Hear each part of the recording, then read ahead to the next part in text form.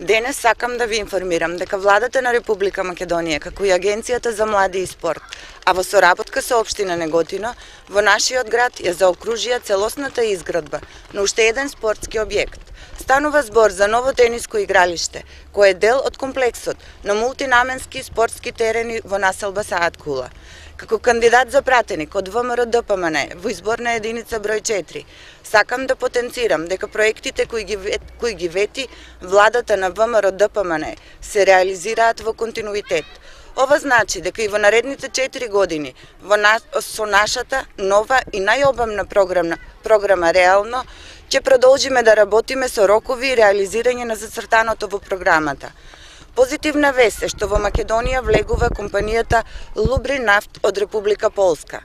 Оваа компанија донесе одлука да инвестира во Македонија во производство на хидраулични масла и други масла за подмачкување во Неготино. Оваа инвестиција ќе достигне до 10 милиони евра и ќе отвори нови 100 работни места, и тоа наредната година. Компанијата својот капацитет ќе го смести во браунфилд објект и ќе представува значајна поддршка за Неготино и ќе влијае за дополнително намалување на невработеноста во општина Неготино.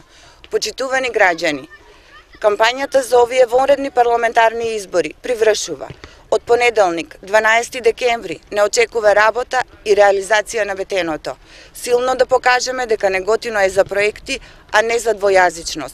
Мудро да покажеме дека Неготино е победнички, а не губитнички град.